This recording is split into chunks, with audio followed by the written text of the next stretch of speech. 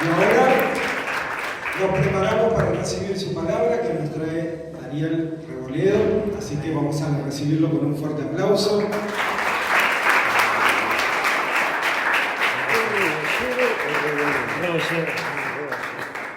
Muy bien, pueden tomar su asiento, que Dios los bendiga.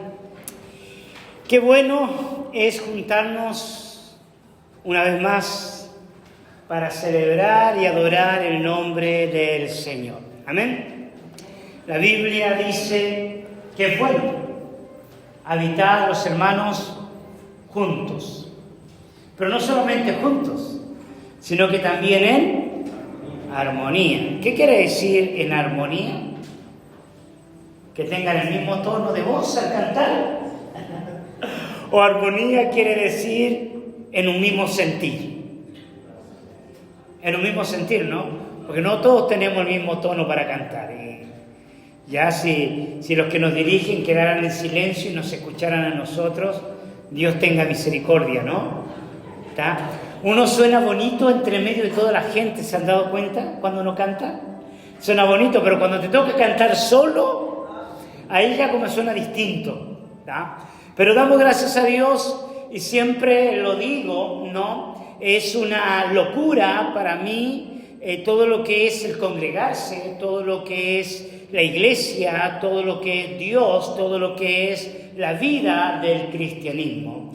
Y no me canso de pensar que para mí es una locura, aunque para la gente es muy supuesto. Para mí pensar en lo sobrenatural es como, no sé si yo soy muy terrenal, muy carnal, muy humano, pero pensar en la existencia sobrenatural de Dios, ¿no? Tener experiencias con lo sobrenatural de Dios y a la vez ver un grupo de personas que se juntan para oír acerca de Dios, me parece tremendo, o sea, me parece espectacular. De pronto, cierto, uno mira esas megas iglesias. Hoy estaba mirando yo un tiempo que tuvo Marco Guida ahí en una iglesia que me gusta mucho a mí, que se llama el Tabernáculo de Brooklyn, ¿no? Que hay un coro muy famoso ahí, muy lindo, ¿no? Y Marco estaba cantando ahí en una iglesia gigantesca. Todavía conserva eso sí como de los teatros antiguos, ¿no? Que hubo una época que se hizo de moda que los pastores compraran los teatros, no sé si todavía tenemos uno por acá, ¿no? Y se llenaba de gente, ¿no? Y ese estaba lleno. Y yo me pregunto, ¿no? La gente, ¿qué los mueve? ¿Qué los inspira a estar en una iglesia? Hay mucha gente que va sin entender, sin comprender un poquito, pero están ahí, van a la iglesia. Hay otras personas que van por costumbre, por tradición. Yo sé muy bien lo que es una tradición evangélica porque me crié en una tradición evangélica. También tengo experiencia con la vida religiosa y en ambas cosas se puede pasar bien, ¿no? En la tradición evangélica, por ejemplo, yo desde niño, nosotros teníamos hasta una ropa que usábamos los días domingos para ir a la escuelita dominical. Era la ropa del día domingo, ¿no? Y mi mamá nos preparaba, íbamos como familia, nos separaban en clases en aquella época, en diferentes clases, y recibíamos la clase. Yo me recuerdo hasta el día de hoy del nombre de la maestra, que en Chile le decimos tía, ¿no? Le decimos la tía a la persona que enseñaba. Entonces ella era la tía Nancy. La tía Nancy le enseñaba a los grupos más pequeños y yo en aquella época pertenecía a los grupos más pequeños. Bueno, me quedé pequeño, pero estoy hablando de edad, ¿ok? Tengo que haber tenido unos 5 o 6 años cuando yo empecé a ir a la iglesia, quizás 4, cuando mi madre fue sanada. Entonces tengo esa vida religiosa, esa vida tradicional, que de pronto se puede transformar en una tradición, donde la gente va como a la iglesia católica, o a la iglesia mormona, o a la iglesia adventista, o a la iglesia cierto, cualquier tipo de iglesia. La gente crece en convicciones, y ustedes saben que las convicciones de las tradiciones son muy fuertes, son tan fuertes que cuando la persona crece ya alimenta sus convicciones en sus tradiciones. Por ejemplo, es difícil que un testigo de Jehová que lleva 40 años siendo testigo de Jehová, de un día para el otro se convierta al Evangelio. ¿Sabían ustedes eso? O un mormón, ya un mormón que lleva, cierto, con su fe ahí en José Smith, en la iglesia verdadera, en las aspiraciones, cierto, al templo, tenga un encuentro personal con Jesucristo y de pronto, ¡plum!, se convierta al Señor Jesucristo. ¿Por qué? Porque las tradiciones son muy fuertes. Y a la vez también las experiencias religiosas, porque la gente tiene experiencias religiosas. Por ejemplo, una experiencia religiosa es cuando uno se siente bien en un grupo familiar o en un grupo eclesiástico. Por ejemplo, cuando yo estuve metido en una secta, una de las cosas que más me atrapó a mí era la bienvenida que uno recibía en el grupo, ¿no? Teníamos amigos, recuerdo que cada reunión que teníamos siempre había una comidita, había gente que te trataba pero muy, muy bien. Ese trato de bondad me atrapó, ¿no? Entonces yo decía, esta gente es gente buena. Y junto con esa bondad que yo recibí, cierto, las ideas fueron entrando en mi mente y yo creí en esas ideas y llegué a defender esas ideas por mucho tiempo. Entonces, tú puedes ser un prefecto religioso con una convicción profunda en un grupo eclesiástico. Y eso lo podemos ver en todo el mundo y la gente se puede pelear. Pero lo que yo quiero hablar en esta noche tiene que ver con algo que yo le llamo fe inquebrantable. ¿Y qué es una fe inquebrantable? Una fe inquebrantable ya es cierto aquel tipo de persona que ha tenido un verdadero encuentro con la persona de Dios y sus creencias están siendo construidas en su relación con Dios. Y no necesariamente en la comunidad religiosa. Y no necesariamente en sus tradiciones religiosas. Si no me entiende todavía, ya me va a entender hacia dónde quiero llegar. ¿Están aquí? Creo que ya capté la atención del tema, ¿no? Yo quiero que cierres tus ojos porque quiero orar. No me conformo solo con captar tu atención. Quiero que el Espíritu Santo haga algo precioso en esta noche. Señor, quiero agradecerte porque tú estás aquí. Puedo percibir, sentir la presencia del Espíritu Santo y ella nos enseña que es la única que nos puede llevar a toda verdad, que nos puede enseñar todas las cosas, que puede traer convicción, redarguir nuestras vidas. Y Señor, yo oro que tú soples en esta noche y abras nuestro entendimiento, así como lo hiciste con los discípulos. Pero no solamente eso, Señor, sino que también puedas darnos sabiduría espiritual, como era la oración del apóstol Pablo, Señor, para los Éfesos y a los Colosenses también. Oro, Señor, por esa sabiduría espiritual en nuestras vidas y que en esta noche, a través de este mensaje, personas, Señor, puedan tener un encuentro sobrenatural contigo a través de la fe que es en Jesucristo.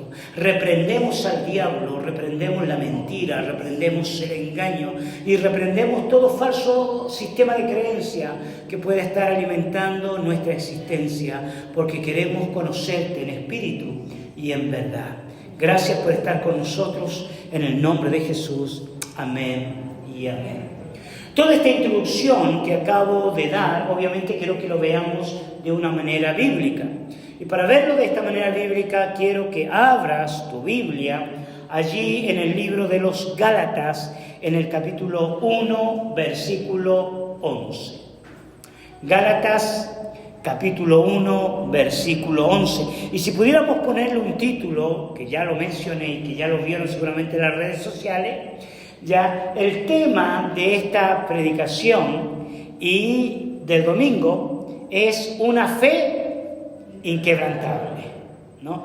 Podemos tener una fe, no estoy hablando de una fe caprichosa, no estoy hablando de una fe obstinada, no estoy hablando de una fe basada en el orgullo, Estoy hablando de una fe inquebrantable en Jesús o de Jesús. Interesante, ¿no? Una fe en Jesús o la fe de Jesús. Vamos a hablar un poquito de eso. Recién estoy profundizando en eso. O sea, tú puedes tener una fe en Jesús o tú puedes tener la fe de Jesús. Pero ya vamos a hablar de eso. ¿Lo encontraron? Gálatas, capítulo 1, versículo 11, y vamos a leer el 12 también. Yo, valeriano total, así que voy a leer Reina Valera. Si usted tiene otra versión, no se preocupe, ¿ok? La palabra del Señor dice de la siguiente manera. Perdón, me equivoqué yo acá, acá. Mas os hago saber, hermanos, es ese, ¿verdad? Que el evangelio anunciado por mí no es según qué, según hombre. Presta atención a esto, ¿ya? Quiero que mires a tu hermano, al que está a tu lado, ¿tá? Y le digas, el evangelio anunciado por Pablo no es según hombre. Eso nos presenta el primer gran desafío. ¿Y cuál es el primer gran desafío? Es encontrar un evangelio que trascienda las predicaciones humanas. ¡Wow! Repito, el primer gran desafío es encontrar un evangelio que trascienda las predicaciones humanas. Ya, como en el fútbol, la voy a dejar, ¿cierto? Ahí boteando, ¿no? ¿Cómo dice? Picando. Mira los futbolistas, pero ya, la voy a dejar picando. Sigamos leyendo, ¿están conmigo? ¿Está? Pues yo ni lo recibí, ni lo aprendí. ¡Wow! Parezco perrito, ¿no? ¡Wow! De hombre alguno, sino por revelación de Jesucristo. Estos dos versículos encierran un paradigma. ¿Qué es lo que es un paradigma? Un paradigma, cierto, tiene que ver ya con cierto pensamiento que en un principio parece complejo, pero de pronto comienza a tener sentido, ¿no? ¿Y cuál es el paradigma aquí? El paradigma tiene que ver con dos cosas. La primera, cierto, con el concepto del evangelio, de recibir el evangelio, y lo segundo, con de quién recibimos el evangelio. Una de mis grandes frustraciones en la vida tuvo que ver, cierto, con la iglesia. ¿Tá? Yo ahora no hablo mal de la iglesia, yo amo la iglesia, yo sirvo a la iglesia y paso mucho tiempo en la iglesia. Pero hubo una etapa de mi vida donde grandes conflictos existenciales yo los tenía con personas, los tenía con la gente dentro de la iglesia. Las tenía por varias razones. En primer lugar, familiar, porque yo tenía la sensación, cuando ya entré en la adolescencia, de que lo que mi familia decía vivir en la iglesia no era la realidad en casa. Ese era mi primer conflicto. El segundo conflicto tenía que ver con que yo no entendía mucho las predicaciones, sobre todo cuando la necesidad superaba, cierto, la enseñanza. ¿A qué me refiero cuando la necesidad supera la enseñanza? Como por ejemplo, cuando alguien te dice, Dios te va a bendecir y Dios te va a prosperar, ¿cierto? Esa es la enseñanza. Pero la realidad, yo no me veía, cierto, ni bendecido ni prosperado. O sea, llegaba a la casa o vivía mi existencia en el liceo, en el trabajo, en la familia, con los amigos, en la existencia misma, veía que entre la predicación, cierto, y la experiencia de vida no era real. Yo quería experimentar la realidad. Entonces, mis grandes conflictos existenciales con la iglesia, pueden haber más, pero están radicados en esas dos cosas, ¿no? Esto me llevó a mí mucho a buscar la verdad, a pensar qué es la verdad, dónde está la verdad. Poco entendía esto de Jesucristo cuando decían en la iglesia, ¿cierto?, que Él es el camino, Él es la verdad y Él es la vida. Yo no lo entendía en aquel tiempo. Para mí, el encontrar la verdad era encontrar un razonamiento que convenciera mi existencia. ¿Me explico? Para mí, la verdad, en un punto, llegaron a ser argumentos que trajeran convicción sobre mi existencia. Entonces, que fueran razonables, ¿me entiende? Que tuvieran sentido, le dieran sentido a la vida. Por ejemplo, para mí una verdad razonable, ¿me entiende?, era una verdad que pudiera ayudarme, que me diera una razón. Por ejemplo, de por qué soy pobre, de por qué existe la enfermedad, de por qué los niños en África se están muriendo de hambre.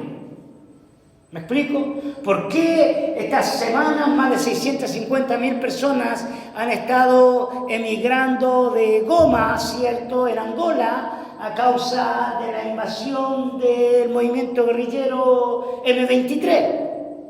Que no estoy hablando de fantasía, real, ¿eh? Entonces, esas preguntas existenciales cautivaban mi mente y yo quería encontrar una respuesta. Por un lado me angustiaba por la diferencia, pero por otro lado sentía el placer de poder razonar y encontrarle la respuesta a eso. La gente vive en torno a eso. Los adolescentes viven, por ejemplo, en torno a querer ser felices, a sentirse aceptados, a sentirse amados, a sentirse valorados. ¿Me entienden? El adolescente quiere sentirse bien delante de la sociedad, delante de los amigos. El ser humano vive en torno a eso. Todos vivimos en torno a esa realidad. Entonces, ¿cierto? ¿Por qué este pasaje nos presenta un desafío tremendo para nosotros? Porque cuando el apóstol Pablo comienza su defensa, porque esto es una defensa, Pablo está siendo atacado. Uno de los argumentos poderosos de él, que lo que él enseña no es una enseñanza humana. No es una enseñanza humana. No es una enseñanza de hombres. Y tú te quedas como marcando ocupado porque marcando ocupado, ¿no? En mi época habían unos teléfonos que cuando tú llamabas, ¿cierto?, te dejaban ocupado así. Hoy en día los jóvenes no entienden mucho esas cosas, pero existían, ¿no? Decían ¿tá? Entonces, te dejaban marcando ocupado, ¿no? Porque nosotros desde pequeños, siempre aprendemos de personas. Siempre. O sea, aprendemos de nuestros padres, que son nuestros primeros maestros. Aprendemos lo bueno y aprendemos lo malo. Aprendemos de las experiencias familiares, sean buenas o sean malas. Yo estoy convencidísimo que las experiencias humanas pueden hablar más fuerte que la palabra de Dios. Hay gente que se enoja conmigo. Y yo le digo, yo conozco a mucha gente, aún creyentes, evangélicos, que sus experiencias humanas hablan más fuerte que la palabra de Dios. ¿Y cómo yo descubro eso? Yo descubro eso cuando después de escuchar un mensaje, un día domingo, día viernes, un buen mensaje, un buen poderoso mensaje, cuando salen de la iglesia y van a enfrentar la realidad, no la enfrentan de acuerdo a la palabra que escucharon. La enfrentan de acuerdo a sus experiencias que han vivido. No se dan cuenta, pero lo hacen. Cuando tienen que tomar una decisión, por ejemplo, la toman de acuerdo a la experiencia, o de acuerdo a lo que sienten, de acuerdo al deseo, de acuerdo a la percepción. Entonces, esto nos presenta un gran desafío, porque siempre queremos aprender de personas. Ustedes están acá, ¿y a quién están escuchando? A una persona. Me están escuchando a mí. Y así lo van a hacer hasta que Cristo venga. Y si siguen fiel a la iglesia, viernes, domingo, reuniones, enseñanzas, ¿cierto? Tenemos seminario de liberación, seminario de restauración, ¿cierto? No sé, pues de las gallinas oprimidas, restauración de los pollitos huérfanos, yo qué sé, pero hay de todo, hermano. Seminario de avivamiento para los gatos en depresión. O sea, hay de todo, son enseñanzas, ¿no? Cava un pozo nuevo, destruye el mal que hay en ti, vive la vida con éxito, ya cambia tu manera de pensar, 5 pasos efectivos, ya el método Silva, el método tal, el método aquí, el método allá, y la gente consume eso. Pero siempre, siempre viene de personas. Siempre. Siempre viene de gente, y de hecho uno queda cautivado a veces con un buen predicador. Uno mira al predicador y quiere que ese predicador esté siempre, ¿no? Y hay otros predicadores que uno lo escucha y Dios lo bendiga, ¿no? Uno se pone a pensar, ¿qué puedo hacer para ese domingo? ¿No? A mí me pasaba en mi iglesia, ¿no? Había un hermano que tenía la unción de hacer dormir a la congregación. ¿Conocen gente así que tienen como ese llamado a hacer dormir? El apóstol Pablo estaba siendo atacado fuertemente por lo que él enseñaba, por lo que él hablaba, por lo que él ministraba. Y él dice que lo que él recibió no es algo natural, no es algo humano, no es algo religioso, porque él era un religioso. Él siempre fue creyente. Él creía en Dios. Él estudió, yo creo que muy bien el hebreo, el arameo. Sabemos que hablaba lengua lacaónica, era un erudito, un instruido. Era una persona que dominaba muy bien sus estudios en cuanto a la ley, en cuanto al Antiguo Testamento, como religioso. Él tenía seguramente un perfil a ser un gran sacerdote. Algunos dicen que lo estaban perfilando para ser un sumo sacerdote. Porque era un tipo muy capacitado y muy inteligente. Su inteligencia no le evitaba que él no creyera en Dios. De hecho, su inteligencia le afirmaba sus convicciones y sus creencias acerca de Dios. Pero algo pasó en él. Algo cierto que derribó sus convicciones, aún creyendo en Dios. Algo sucedió en él que puso a prueba, cierto, todas las escuelas rabínicas que él había pasado. Todas las escuelas rabínicas. Algo sucedió en él que derribó todos sus planes futuros. O sea, no solamente afectó su sistema de creencia, sino que lo que sucedió en él afectó también, cierto, su destino, su forma de mirar la vida, su forma de mirar el universo. Y aquí la palabra clave es revelación. Dice que el evangelio anunciado por él no es según hombres. Dice que él no lo recibió ni lo aprendió de hombre alguno, sino por una revelación ¿de quién? De Jesucristo. Podríamos estar hablando toda la noche con respecto a algunos aspectos, ¿cierto? Indagando las 13 epístolas paulinas, quizás 14, haciendo un análisis, ¿cierto?, de cómo el apóstol Pablo aprendió del Señor Jesucristo. ¿Está? Porque él habla, por ejemplo, hasta de la cena del Señor. En un pasaje dice, porque yo recibí del Señor que la noche que él fue crucificado, tomó pan y nos empieza a hablar, ¿cierto?, de él, de la Santa Cena. ¿Cómo lo recibió él? ¿Cómo lo aprendió él? ¿Ah? Cita declaraciones de Jesucristo que no aparecen en otra parte de la Biblia o del Nuevo Testamento, como por ejemplo, como dice nuestro Señor, ya más vale dar que recibir. Ahí en el libro de los Corintios.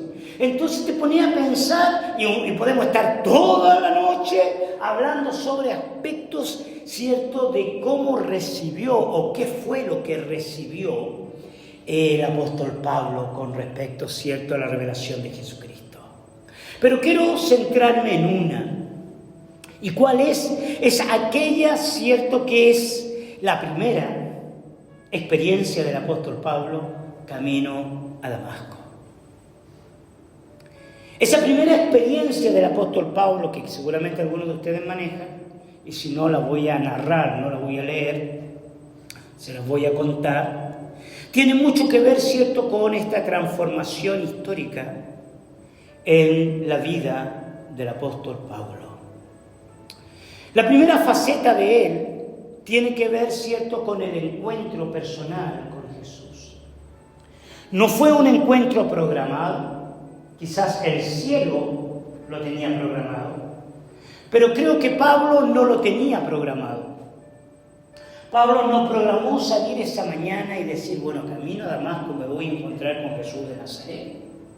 No hay evidencia bíblica de que haya tenido un sueño, una visión, una palabra profética que se le paró, ¿cierto?, un profeta y le dijo, oh, el Señor te está llamando y cuando estés llegando, justo antes de llegar a Damasco, se va a aparecer el Señor Jesucristo. No hay evidencia bíblica con respecto a eso. Quizá lo más cercano es la intercesión de Esteban, cuando le están apedreando, ¿cierto? ¿Y quién estaba ahí? Estaba Pablo, ¿no? Y Esteban, muriéndose, intercede por los que están ahí y les dice, Padre o Señor, no le tomes en cuenta este pecado. Y muchos predicadores, ¿cierto?, ven en esta intercesión de Esteban la liberación del apóstol Pablo, porque el apóstol Pablo fue prácticamente un asesino intelectual. Bueno, no sabemos si agarró piedra también de Esteban. Sin embargo, el encuentro real, ¿cierto?, fue para el ser humano occidental, para él. Y es interesante que en muchos casos, una cosa preciosa del reino de Dios es que Dios puede aparecer en personas que no lo esperan. Tocar el espíritu, tocar el corazón de la gente sin que ellos estén esperando que ese día algo suceda en sus vidas. Fue así conmigo. Mi esposa ya sabe, así que ella puedo contarlo con libertad, pero la primera vez que llegamos a la iglesia, ese sábado en la noche, como 2 semanas antes de convertirme a Jesús, yo entré a la iglesia no por el Señor, entré por las señoritas que habían en la iglesia. Un sábado de jóvenes, ¿no? Habían una hermana, no voy a entrar en detalle porque mi esposa me está mirando, y entramos con un amigo y mi amigo se convirtió y ama a Jesús con todo su corazón, a pesar de todos los problemas. Él ama al Señor y nos convertimos después de 2 semanas. Pero fue fortuito, yo fui por lana y terminé trasquilado. Ahí, después de 2 semanas, tuve un encuentro sobrenatural con la persona de Jesús. Ahora, Jesús aparece en su encuentro. Pero es aquí donde está el detalle, ¿no? Dice que Cristo se le reveló en él. Dice que lo que él aprendió y lo que él recibió, ahí en Gálatas, dice que lo recibió directamente de Jesucristo. Y las primeras palabras que dicen las Escrituras, que escuchó de Jesús mismo en persona, no fue la predicación de Pedro, no fue la predicación de Esteban, no fue la predicación de Felipe, no fue la predicación de Santiago, fue la predicación de Jesucristo mismo, diciéndole, Saulo, por las primeras palabras, Saulo, opa, lo conoce.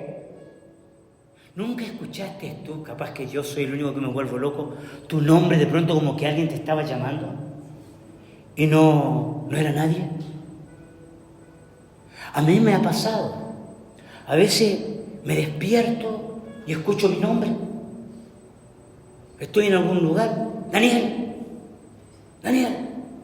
Y yo miro, no hay nadie. Bueno, un día fue real, un día yo me dormí en un viaje y escucho mi voz, me dice, Daniel, levántate. Y yo me despierto y el tren se estaba incendiando, pero esa es otra historia, esa es de otra predicación. Pero interesante, ¿no? ¡Saulo! Qué lindo escuchar a Dios, ¿no? Que te diga por tu nombre, dice que te llamé por tu nombre. Pero lo segundo no es tan lindo. ¿Por qué me persigues? Dura cosa te es dar coces, patadas, ¿no? Contra el aguijón, que era una aguijada con la que se movía a los animales. O sea, no es tan bueno ese primer encuentro, no es romántico. No es romántico para nada, porque lo primero que Jesús le está mostrando a Pablo son las intenciones incorrectas que hay en la vida de Pablo. Ahora, ese encuentro determinó algo muy interesante, porque las primeras palabras de Pablo hacia Jesús fueron de reconocimiento. Las primeras. Y le dice, ¿cierto? ¿Quién eres? ¿Quién eres? ¿Cómo le dice? Correcto, sé que lo saben. ¿Quién eres, Señor? ¿Quién eres, Señor? ¿Y qué quiere decir Señor? Señor quiere decir dueño, amo. Señor es cierto quien maneja mi vida. Un Señor es un dueño, es un amo. Lo reconoce inmediatamente como una autoridad superior que él. La tercera cosa es la presentación de Jesús. ¿Y cuál es esa presentación que Jesús le hace? Le dice, yo soy Jesús. ¿A quién? Tú persigues. ¡Wow, hermano! ¡Wow! Tú me puedes decir que estás en la iglesia verdadera. Tú me puedes decir que todas las experiencias religiosas que has tenido son verdaderas. Tú me puedes decir, cierto, que, no sé, pues le prendes velita a Sanguchito y Sanguchito te provee el pan. Yo qué sé. Podés argumentarme todo lo que quieras argumentarme. Pero no hay experiencia más profunda. No hay experiencia más poderosa, más grande, que la convicción que se puede producir dentro de una persona que ha tenido un encuentro personal con Jesús. Esa persona que ha tenido un encuentro personal con Jesús empiezan a marcar, ¿cierto?, una identidad propia. Empiezan a marcar una identidad que los empieza a unir a otros creyentes que ven en esa experiencia una comunión. Una comunión. Lo cuarto que acontece es que Jesucristo lo manda, y lo mandó ciego, ¿no? Y se fue ciego. Y tuvo que esperar 3 días para que llegara un hombre que no tenía muchas ganas de ir a verlo, porque Pablo era el perseguidor, pero Jesús, en revelación, en forma sobrenatural, se le manifiesta a este hombre y le dice, ve a la calle derecha, y hay un hombre que está orando, impónele las manos para que reciba la vista, y él, Espíritu Santo. Y el texto bíblico dice que el apóstol Pablo fue lleno del Espíritu Santo, que es una evidencia tremenda, ¿no? Encuentro con Dios, presencia sobrenatural. Presencia sobrenatural dentro de la persona. Allí cae por tierra cualquier argumento. Allí nosotros podemos comprobar que la experiencia de una persona puede hablar mucho más fuerte que cualquier lógica, que cualquier argumento que alguien pueda tener. Que cualquier idea, cualquier razonamiento acerca de Dios. Porque el apóstol Pablo tenía muchos argumentos. El apóstol Pablo tenía muchas ideas. El apóstol Pablo, cierto, tenía sus criterios con respecto a Dios. Tenía su conocimiento, tenía su maestro, tenía su Gamaliel. Tenía todo un mundo construido, intelectual adentro. Pero todo eso cayó por tierra cuando él se encuentra con el Dios vivo, con el Dios real. Ahora, ¿por qué yo te cuento esta historia? Porque esta historia es sumamente importantísima para construir una fe indestructible.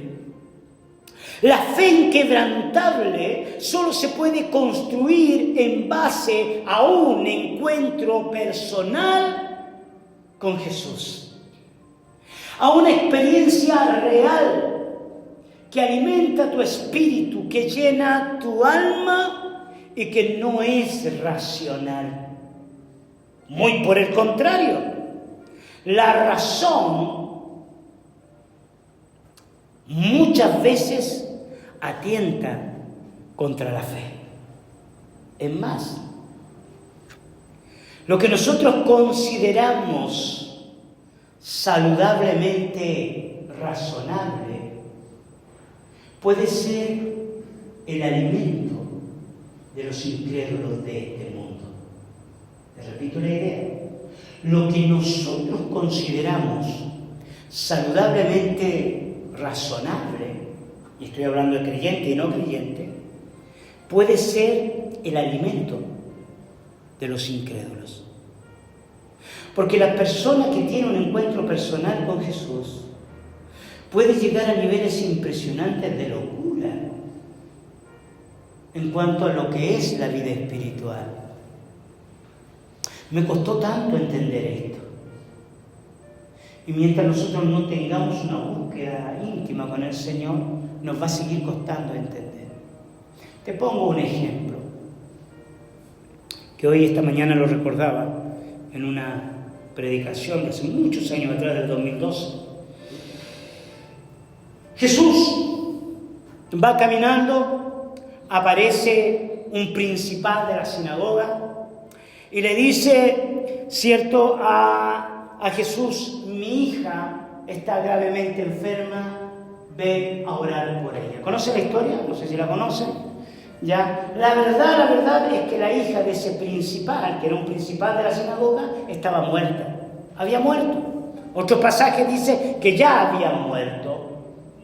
En medio del camino aparece una mujer, ¿cierto? La mujer, 12 años con flujo de sangre, un problema de salud impresionante, que solo una mujer puede explicar eso.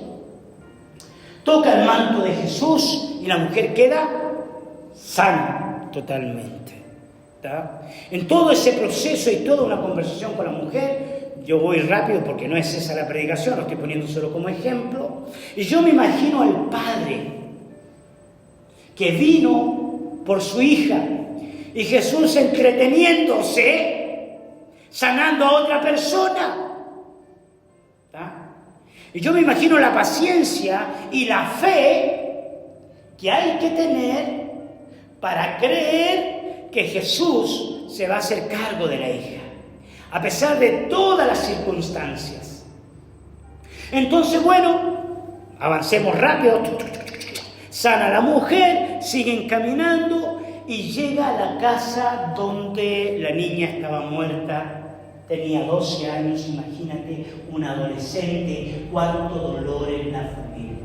Afuera, un montón de gente llorando, hermano, le corrían los mocos y gritaban al estilo de Medio Oriente. ¿Usted sabe cómo son los funerales en Medio Oriente? ¿Han visto las muertes cuando matan a un palestino? ¿O matan a un israelí? Llevan la tumba y van gritando hasta el día de hoy. Algunos se tiran tierra, otros se golpean y lloran, expresan emocionalmente vivamente su dolor. No tanto es así en nuestra cultura. Lo máximo que puede suceder es que alguien se agarra al cajón y empieza a llorar, o cuando cierto lo está poniendo en la tierra se quieren tirar adentro. Pero allá son más explícitos en sus emociones. Bueno, cabe destacar que muchos de ellos eran contratados, ni siquiera eran clientes. Les pagaban por llorar. Creo que algunos de nosotros ganaríamos plata con ese negocio, ¿no? Algunos somos llorones, vemos cualquier película y ya estamos llorando. Y, ¿cierto? Y esta gente estaba afuera, gritando, llorando, y llega Jesús y les dice, tranquilo. No les dice así, es una versión mejorada. Mira. Y dice, no, tranquilo, la niña no está muerta, duerme. ¿Y qué hizo esta gente? El texto bíblico dice que esta gente se empezó a burlar. ¿Se les acabó la tristeza? Recién estaban llorando y ahora se están burlando de Jesús, se están riendo de Jesús. Están ironizando a Jesús. ¿Sabes por qué? Porque ellos tienen una convicción. ¿Y cuál es la convicción que tiene esta gente? A ver, ¿alguien me puede decir cuál es la convicción? ¿Cuál es la convicción que tiene esta gente? ¿Que la niña está muerta? Eso es lo que mueve a ellos. Esa es la convicción que tienen. Ellos racionalmente, su razón saludable, los lleva a la conclusión de que un cuerpo inerte, que su corazón ha dejado de funcionar, ¿ya? Es porque está muerta. Muerta. Es como si Marta y María le dicen a Jesús, ¡hey, Señor! Hace 4 días ya que está Lázaro, hiede ya. Eso es lógico, eso es razonable, eso es creíble. Es creíble. ¿Me sonó bien, no? Es creíble. ¿Cuántas cosas hay para nosotros creíbles? Tengo un diagnóstico clínico y es creíble. El tumor está ahí. El cáncer está ahí.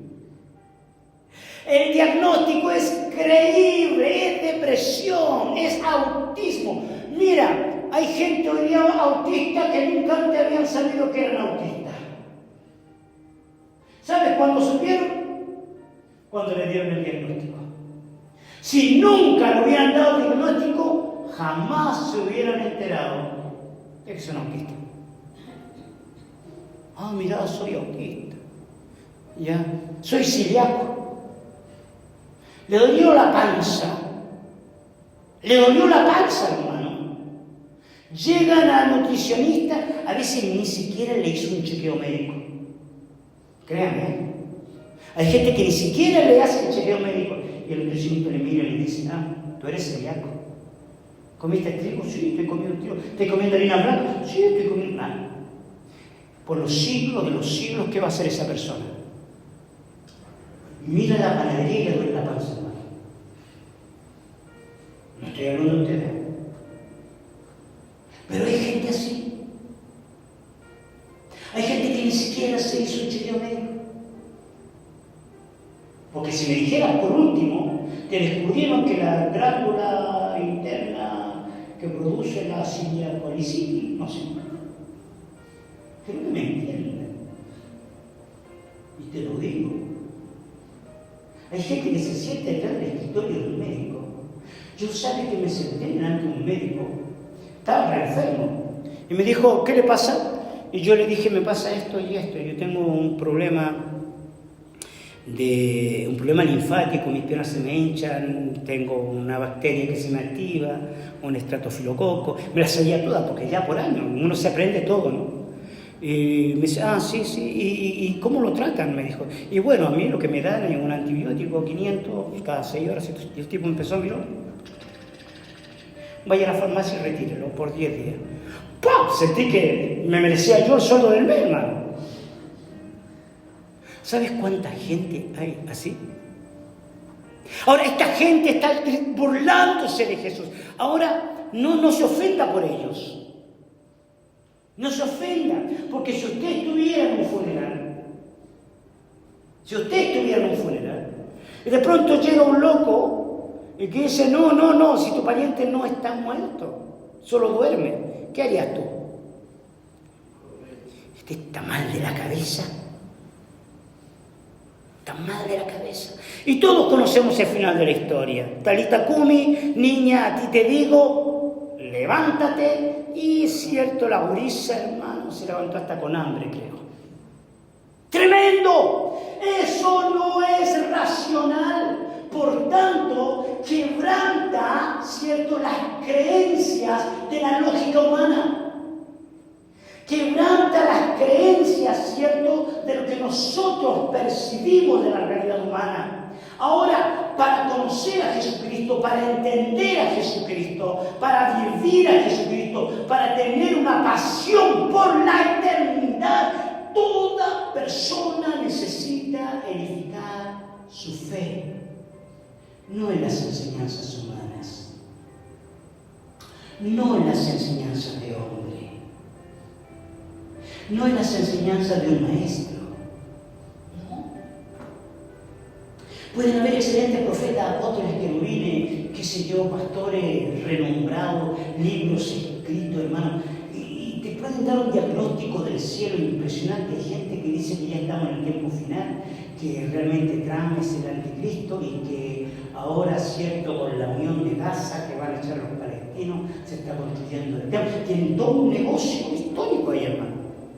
Un negocio rarísimo. Y la gente lo cree. Y la gente lo cree y es capaz de pegarme a mí por lo que estoy diciendo yo ahora. ¿Y si no es verdad? ¿Y si no es verdad?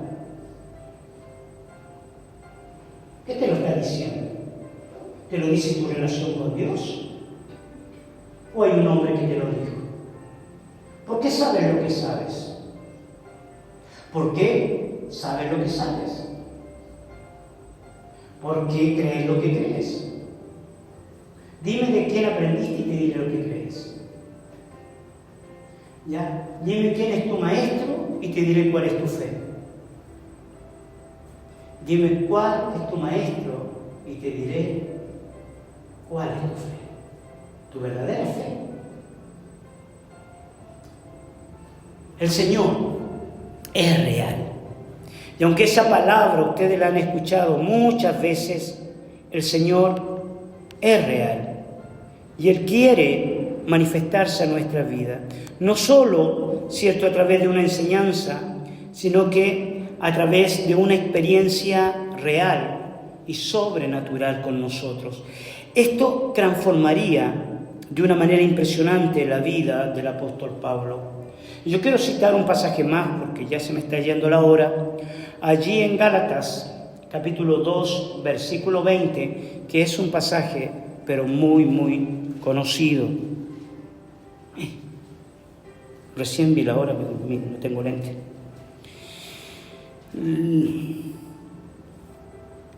Gálatas, capítulo 2,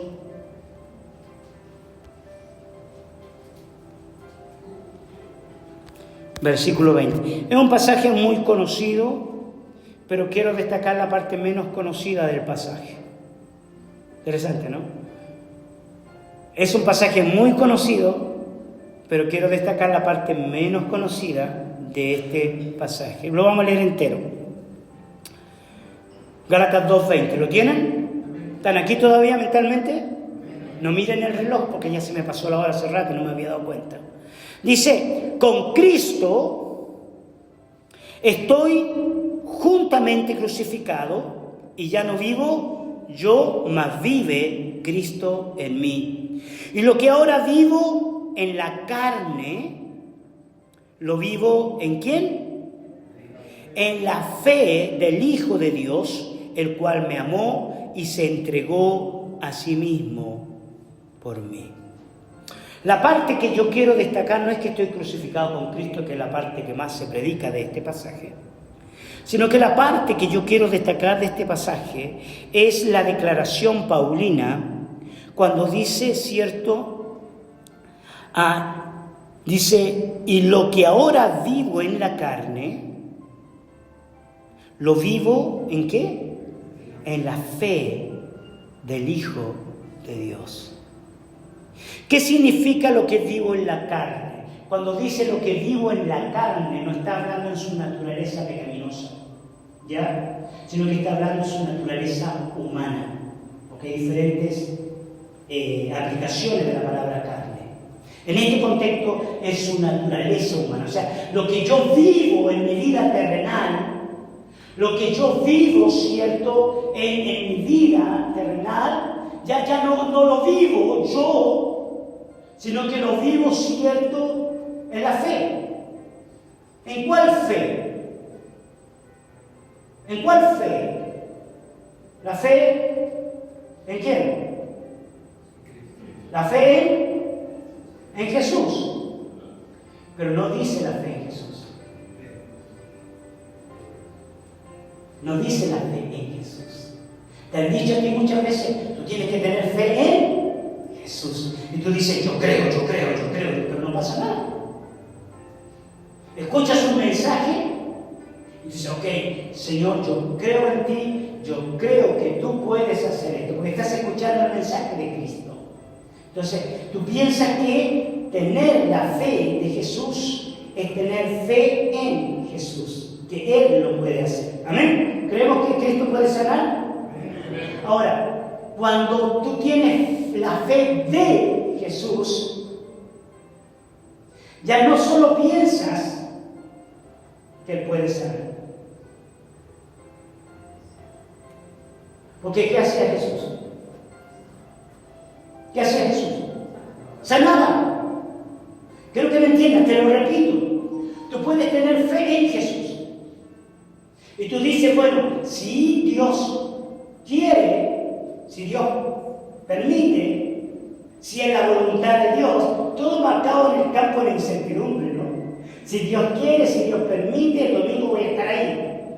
Si el Señor así lo permite, si es la voluntad de Dios, que nosotros los evangélicos siempre la usamos, ¿ya? Que el Señor encamine nuestros pasos, si el Señor lo permite, y está bien, en el fondo no está tan mal, pero no es la fe de Jesús. No es la fe de Jesús. Porque cuando Jesús hacía algo, no se ponía a pensar, Señor, dame fe, Padre, para poder sanar a esta multitud. Dame fe, Señor, para poder multiplicar el pan. Siempre pensé cuando le ora por el ciego, que ve a la gente como árboles. Ya, este le faltó fe. No sé qué pasó a Jesús. Se levantó mal ese día. No, pero esa es otra enseñanza que no la voy a dar ahora. Pero la dejé picando, ¿no? Sin embargo, la fe de Jesús está basada en la plataforma de la convicción. Está basada en la plataforma de la certeza. Él nos está preguntando si es posible. ¿Me explico? La fe de Jesús se maneja en convicciones. Sé sano. Esa es la fe de Jesús. Conforme a tu fe, le dice a la gente, sea hecha. Yo he venido para que tengas vida y la tengas en abundancia. ¿Ya? Yo soy la resurrección y la vida. Yo soy el que soy. Me explico, no te está dando sugerencias, no te está dando un marco de posibilidades si tú eres muy pecador o si tú eres menos pecador, si tú eres muy bueno o si tú no eres muy bueno. Porque si tú no eres muy bueno, entonces tú no puedes vivir la fe de Jesús. Pero si tú eres bueno, tú puedes vivir la fe de Jesús. ¡No! ¡No! Pablo era un hombre malo. Él oye, cree y su historia cambia. Pablo era un asesino. Él oye, cree y su historia cambia. Punto.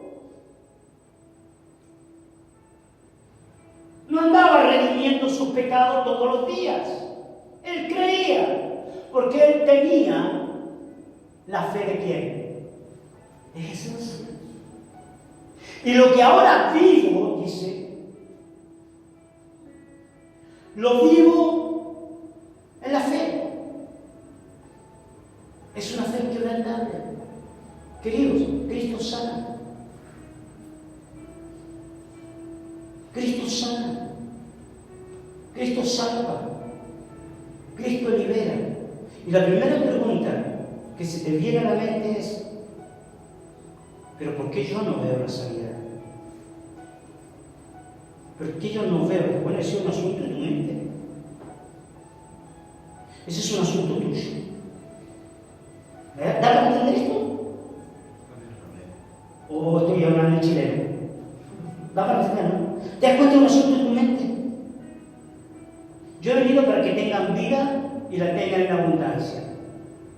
Si vos no tenés la vida abundante, el problema no es de Jesús, es tuyo. Porque hay gente que dice, yo no voy a orar por el enfermo. O cuando oran, Señor, si es tu voluntad, ya le estamos poniendo como condición. Ora por la sanidad. Ay, pero si le creo una falsa expectativa. No, ¿qué falsa expectativa le va a creer? Hay tantos pasajes que alimentan esta fe. Pero la fe más grande, la mayor de todas, y con esto termino, esa fe inquebrantable es la fe de Jesucristo. Y esa fe de Jesucristo nace en una relación, en un encuentro, en una convicción interna de que yo he visto al que vive por los siglos de los siglos. Quiero que te pongas de pie.